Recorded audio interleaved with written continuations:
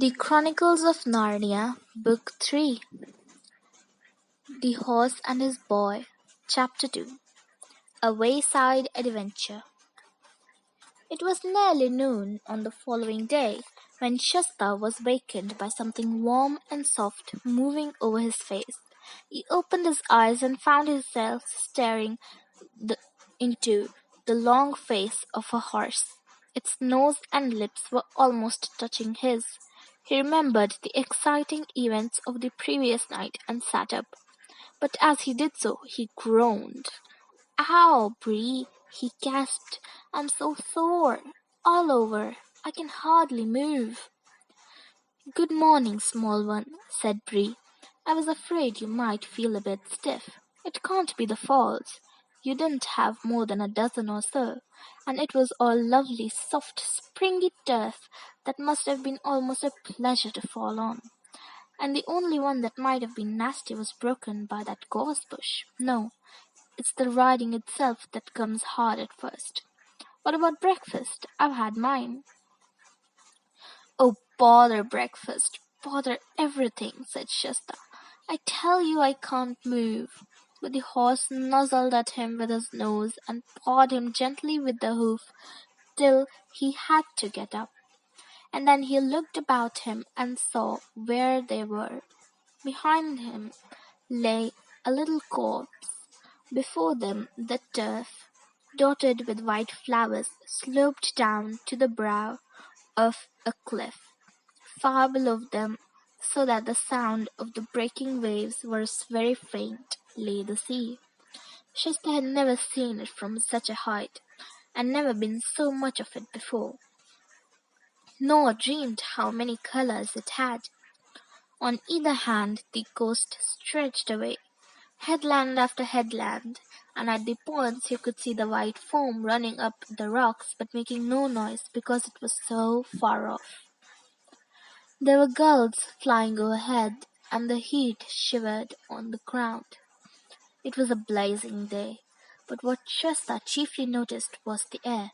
He couldn't think what was missing, until at last he realized that there was no smell of fish in it, for of course, neither in the cottage nor among the nets had he ever been away from the smell in his life.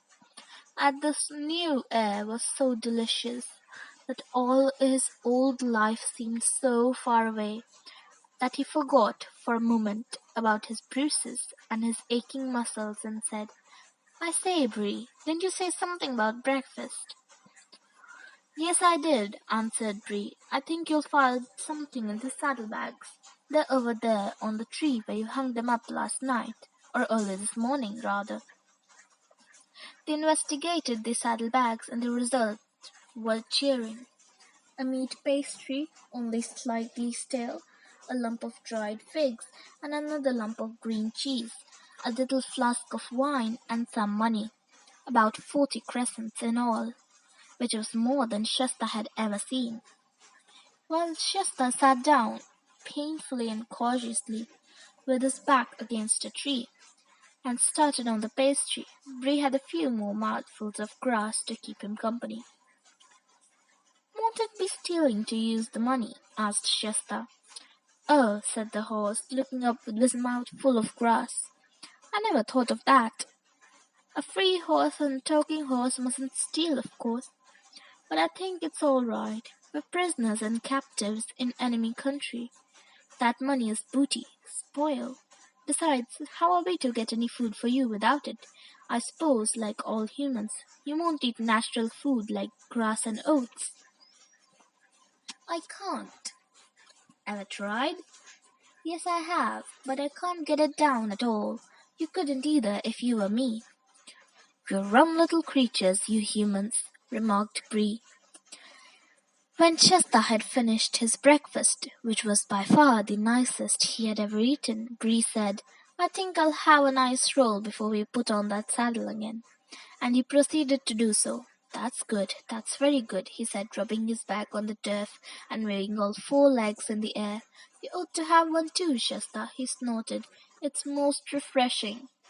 But Shasta burst out laughing and said, "You do look funny when you're on your back." "I look nothing of the sort," said Bree. But then he suddenly rolled around on his side and raised his head and looked at Shasta hard and blowing a little. "Does it really look funny?" he asked in an anxious voice.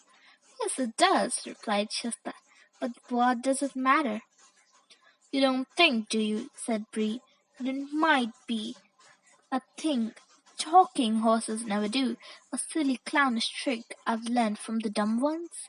It would be dreadful to find when I get back to Narnia that I've picked up a lot of low, bad habits. What do you think, Shasta? Honestly now, don't spare my feelings. Should you think the real free horses, the talking kind, do wrong?" "How should I know?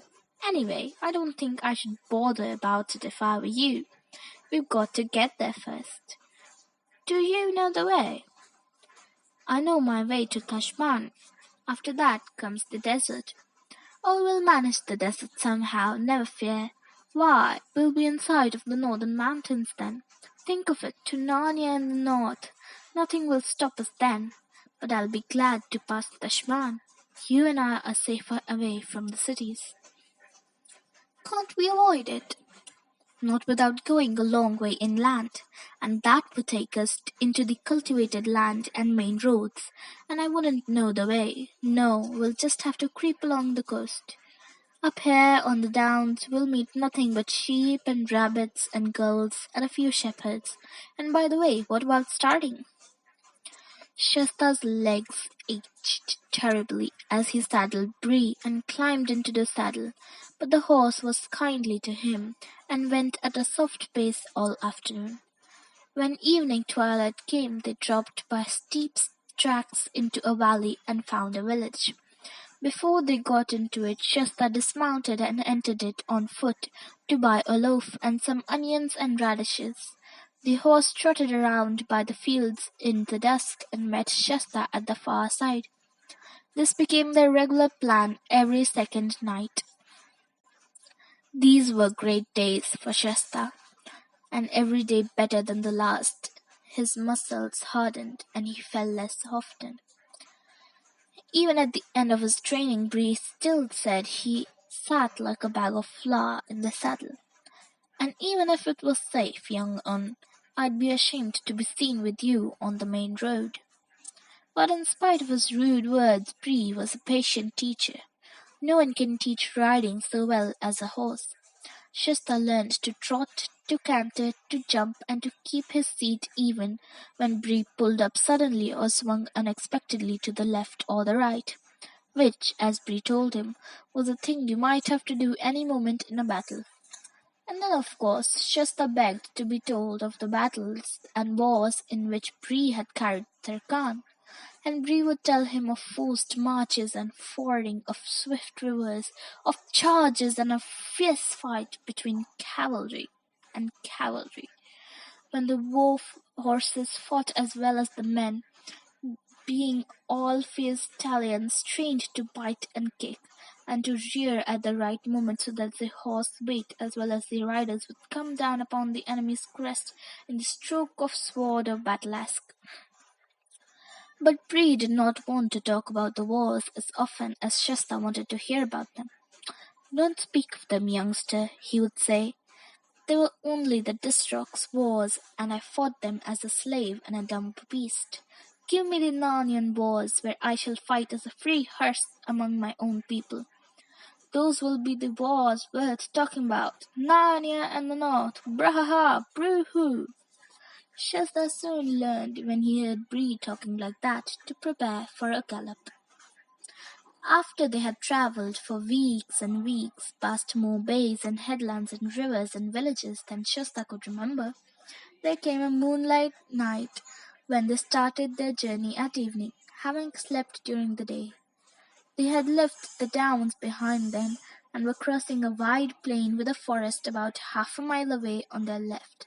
The sea, hidden by low sand hills, was about the same distance on their right. They had jogged along for about an hour, sometimes trotting and sometimes walking, when Bree suddenly stopped. "What's up?" said Shasta. "Shh!" said Bree, craning his neck round and twitching his ears. "Did you hear something?" Listen. "It sounds like another horse between us and the wood," said Shasta after he had listened for about a minute. "It is another horse," said Bree, "and that's what I don't like." "Isn't it probably just a farmer riding home late?" said Shasta with a yawn. "Don't tell me that's not a farmer riding, nor a farmer's horse either. Can't you tell by the sound? That's quality, that horse is. And it's being ridden by a real horseman, I can tell you what it is, Shasta. There's a Tarkan under the edge of the wood. Not on his war horse, it's too light for that, but on a fine blood mare, I should say. Well, it's stopped now, whatever it is." "You're right," said Bree. "And why should it stop just when we do? Shasta, my boy, I do believe there's someone shadowing us at last." "What shall we do?" said Shasta in lower whisper than before. "Do you think you can see as well as hear us?" "Not in this light, so long as we stay quite still," answered Bree. "But look, there's a cloud coming up. I'll wait till that gets over the moon, and we'll get off to our right as quietly as we can, down to the shore. We can hide among the sandhills if the worst comes to the worst." They waited till the cloud covered the moon, and then first at walking pace and afterwards at a gentle trot, made for the shore. The cloud was bigger and thicker than it had looked at first, and soon the night grew very dark. Just as Chester was saying to himself, "We must nearly be at those sandhills by now," his heart leaped into his mouth because an appalling noise had suddenly risen up out of the darkness. A long, snarling roar, melancholy and utterly savage. Instantly Bree swerved around and began galloping inland again as fast as he could gallop. "What is it?" gasped Shasta. "Lions," said Bree, without checking his pace or turning his head. After that there was nothing but sheer galloping for some time. At last they splashed across a wide, shallow stream, and Bree came to a stop on the far side. Shasta noticed that he was trembling and sweating all over. "That water must have thrown the brute off our scent," panted Bree, when he had partly got his breath again. "We can walk for a bit now." As they walked, Bree said, "Shasta, I'm ashamed of myself. I'm just as frightened as a common dumb colorman horse. I really am. I don't feel like a talking horse at all. I don't mind swords and lances and arrows, but I can't bear those creatures. I think I'll trot for a bit." About a minute later, however, he broke into a gallop again. And no wonder, for the roar broke out again, this time on the left from the direction of the forest. "Two of them," moaned Bree. When they had galloped for several minutes without any further noise from the lions, Shasta said, "I say, that other horse is galloping beside us now, only a stone's throw away." "All the better," panted Bree. "They're gone on it. We'll have a sword. Protect us all." "But Bree," said Shasta, "we might as well just be killed by lions as caught. Or I might. They'll hang me for horse stealing." He was feeling less frightened of lions than Bree because he had never met a lion. Bree had. Bree only snorted in answer, but he did not sheer away to his right. Oddly enough, the other horse also seemed to be sheering away to the left, so that in a few seconds the space between them had widened a good deal. But as soon as it did so, there came two more lion roars, immediately one after another, one on the right and other on the left, and the horses began drawing nearer together. So apparently did the lions. The roaring of the brutes on each side was horribly close, and they seemed to be keeping up with the galloping horses quite easily. Then the cloud rolled away. The moonlight, astonishingly bright, showed up everything almost as if it were broad day. The two horses and the two riders were galloping neck to neck and knee to knee, just as if they were in a race. Indeed, Bree said afterwards that a finer race had never been seen in Calormen. Shasta now gave himself up for lost and began to wonder whether lions kill you quickly or played with you as a cat plays with a mouse, and how much it would hurt. At the same time, one sometimes does this at the most frightful moments. He noticed everything. He saw that the other rider was very small, slender person, mail-clad. The moon shone on the mail, and riding magnificently. He had no beard. Something flat and shining was spread out before them. Before Shasta had even time to guess what was there, was a great splash, and he found his mouth half full of salt water. The shining thing had been a long inlet of the sea. Both horses were swimming, and the water was up to Shasta's knees. There was an angry roaring behind them, and looking back, Shasta saw a great, shaggy, and terrible shape crouched on the water's edge, but only one. We must have shaken off the other lion, he thought. The lion apparently did not think his prey worth a wetting. At any rate, it made no attempt to take the water in pursuit. The two horses side by side were now well out into the middle of the creek, and the opposite shore could be clearly seen. The Tarkan had not yet spoken a word. But he will, thought Shasta, as soon as we have landed. What am I to say? I must begin thinking out a story. Then suddenly two voices spoke at his side. "Oh, I am so tired," said the one. "Hold your tongue, Win, and don't be a fool," said the other. "I am dreaming," thought Shasta. I could have sworn that the other horse spoke. Soon the horses were no longer swimming but walking, and soon with a great sound of water running off their sides and tails, with a great crunching of pebbles under 8 hoofs, they came out on the farther beach of the inlet. The Tarkan, to Shasta's surprise, showed no wish to ask questions. He did not even look at Shasta, but she seemed anxious to urge his horse straight on. Bree, however, at once shouldered himself in the other horse's way. "Boo-hoo-ha!" he snorted. "Steady there! I heard you," added. "There's no good pretending, ma'am. I heard you. You're a talking horse, a Narnian horse, just like me." "What's it got to do with you if she is?" said the strange rider fiercely, laying a hand on sword hilt. But the voice in which the words were spoken had already told Shasta something. "Why, it's only a girl!" he exclaimed. "And what business is it of yours if I'm only a girl?" snapped the stranger.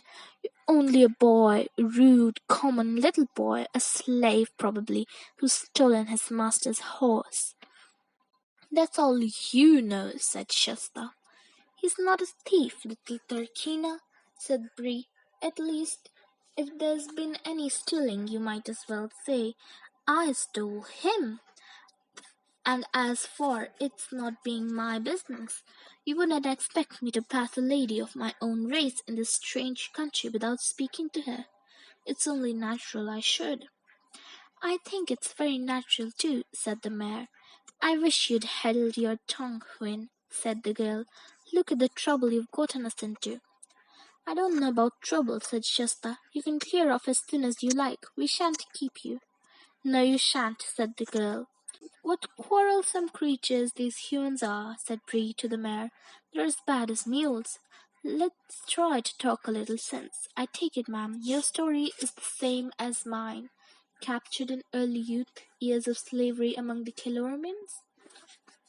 "True, sir," said the mayor with a melancholy whinny. "And now, perhaps, escape." "Tell him to mind his own business, Win," said the girl. "No, I won't, Aravis," said the mare, pulling her ears back. "This is my escape as much as yours, and I'm sure a noble war horse like this is not going to betray us. We are trying to escape to get to Narnia." "And so, of course, are we," said Bree. "Of course, you guessed that at once. A little boy in rags riding, or trying to ride, a war horse at dead of the night couldn't mean anything but an escape of some sort. And if I may say so, A high-born Turkina riding alone at night, dressed up in her brother's armor and very anxious for everyone to mind their own business and ask no questions. Well, if that's not fishy, call me a cob. Right then, said Aravis. You've guessed it. Wynne and I are running away. We're trying to get to Narnia. And now, what about it? Why, in that case, what is to prevent us all going together? Said Bree. I trust, Madam Wynne, you will accept such assistance and protection as I may be able to give you on the journey. Why do you keep on talking to my horse instead of to me? Asked the girl. Excuse me, Turkina, said Bree, with just the slightest backward tilt of his ears. But that's Kilormean talk. We're free Narnians, Wynne and I suppose if you're running away to Narnia, you want to be one too. In that case, Hen isn't your horse anymore. One might as well say you're her human. The girl opened her mouth to speak and then stopped. Obviously, she had not quite seen it in that light before. Still, she said after a moment's pause, I don't know that there's so much point in all going together. Aren't we more likely to be noticed? Less, said Bree. And the mayor said, Oh, do let's. I should feel more comfortable. We're not even certain of the way. I'm sure a great charger like this knows far more than we do. Oh, come on, Bree, said Shasta, and let them go their own way. Can't you see they don't want us? We do, said Wynne. Look here, said the girl. I don't mind going with you, Mr. Warhorse, but what about this boy? How do you know he's not a spy? Why don't you say at once you think I'm not good enough for you? Said Shasta. Be quiet, Shasta. The Tarkina's question is quite reasonable.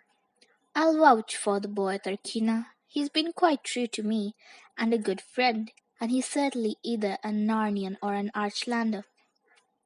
All right then, let's go together.